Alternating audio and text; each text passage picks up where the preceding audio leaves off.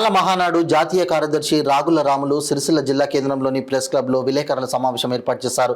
ఈ సందర్భంగా రాములు మాట్లాడుతూ గద్దర్పై బండి సంజయ్ చేసిన వ్యాఖ్యలను తీవ్రంగా ఖండిస్తున్నామని, బండి సంజయ్ మంత్రి స్థాయిని మరిచి మాట్లాడుతున్నారని అన్నారు. గద్దర్ ప్రజల పక్షాన పోరాటాలు చేసిన గొప్ప వ్యక్తి అని కొనియాడారు. గద్దర్పై చేసిన వ్యాఖ్యలను వెంటనే వెనక్కి తీసుకోవాలని, లేని పక్షంలో జనవరి 31 గద్దర్ జయంతి తర్వాత రాష్ట్ర వ్యాప్తంగా విమర్శలు ఎదుర్కోవాల్సి వస్తుందని హెచ్చరించారు.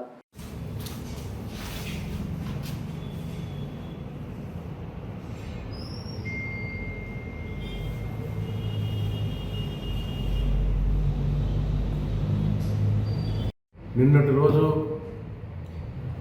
బండి సంజయ్ మరి కేంద్ర సహాయ మినిస్టరు గద్దర్ పై చేసినటువంటి వాక్యాలను మేము ఖండిస్తున్నాం. ఎందుకంటే బండి సంజయ్ గారు అన్న, మీరు కేంద్ర మినిస్టర్ అనేది మర్చిపోతున్నారు, ఒక కార్పొరేటర్ అనేది అనుకుంటున్నారు. అది బాధాకరమైన విషయం. గద్దర్ అనేటువంటి వ్యక్తి ఎక్కడ కూడా తుపాకీ బట్టి కాల్సి చంపిన చరిత్ర లేదు. మీరు ఏ అవార్డు అయితే మీరు ఇస్తారనుకుంటున్నటువంటి పద్మశ్రీ అవార్డు అనేటువంటిది ఆయన బతుకుంటే అవార్డులు కూడా మరి తీసుకోని వ్యక్తి. అసలు ఈమెను ఎవరు అడిగారు? వాళ్ళ కుటుంబంలో అడిగారా? ఏమైనా దళిత సంఘాలు అడిగాయా? ప్రభుత్వం పంపించింది, మీకు ఇష్టం ఉంటే ఏమీ లేకపోతే లేదు. అంతేగాని దాని మీద ఇంత పెద్ద రాజ్యాంతం చేయడం అనేటువంటిది అది సరి అనేది కాదనిపిస్తుంది అన్న. మీరు దాన్ని వెనుకకి తీసుకోవాలి.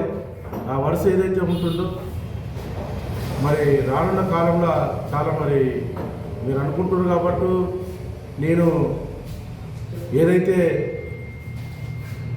మినిస్టర్ను అనేది అనుకుంటున్నా ఒక మాట చెప్తున్నా. నువ్వు రైతు బిడ్డవే.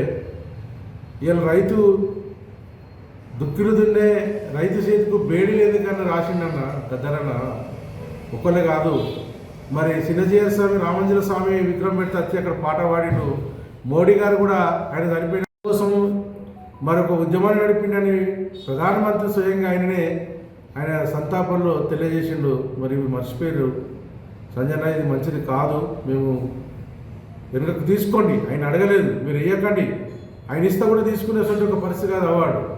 మీరు అవార్డు చేయకుండా చేసి ఇంత రాజ్యాంతం చేయడం అనేది రానున్న కాలంలో మరి మీరు అనుకుంటున్నారు నేను భయపడను, దేనికైనా అంటూ మాట్లాడటం అన్న ఒకటి గుర్తు చేసుకో. ఇవాళ గద్దర్ అన్న వ్యక్తి మండల కమిషన్ అమలు చేయకపోతే బీసీలకు రిజర్వేషన్ కోసం ఆయన గజ్జగట్టి దుంకిండన్న వయసులో 90లో బీసీలకు రిజర్వేషన్ కోసం. ఇవాళ నువ్వు బీసీ అన్నటువంటి ఒక ఉద్దేశమే ఇలా భారతీయ జనతా పార్టీ ఇక్కడ దళిత ఉద్యమాలు, ఇక్కడ నక్సలైట్ ఉద్యమాలు ఉన్నాయన్నటువంటి ఒక ఉద్దేశంతో నేను ఒక బీసీకి ఇవాళ నీకు పార్లమెంట్ సీట్ ఇచ్చిరన్న దొరలు నీకు ఇత్తురానా? ఇక్కడ ఉద్యమాలు ఉన్నాయి కాబట్టి ఆ స్వరోత్పదమైనటువంటి ఒక బలాత్మకమైనటువంటి ఈ జిల్లా కాబట్టి నీకు బీజేపీ గుర్తించింది.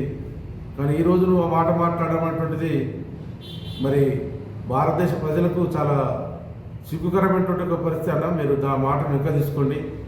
ఎందుకంటే మీరు వెనుకకు తీసుకోకపోతే మరి జనవరి 31 అయిన జయంతి తర్వాత మీరు రాష్ట్ర వ్యాప్తంగా విమర్శలు మరి ఎదుర్కొంటారు. మీరు సదుద్దేశంతో ఆ మాటను వెనుక తీసుకుంటే మంచిది. గద్దరన్నకి ఇవ్వకండి. మీరు గద్దరన్న అడగలేదు, వారి కుటుంబం అడగలేదు. మీరు ఆ మాట ఏదైతే ఉందో గద్దర్ నక్సలైటు, గద్దర్ అనేక మందిని చంపేసినారన్న, బీజేపీ వాళ్ళు రక్తపాతం ఎన్నించారన్న. ఇలా మన తెలంగాణ కామారెడ్డి జిల్లాలో ఓ ప్రతాప్ రెడ్డి అనేటువంటి వ్యక్తి ఓ ఇద్దరు దళితులను తీసి బాయిల దించి మరి కొట్టిండు. ఆ సంఘటన మర్చిపోయినామన్న.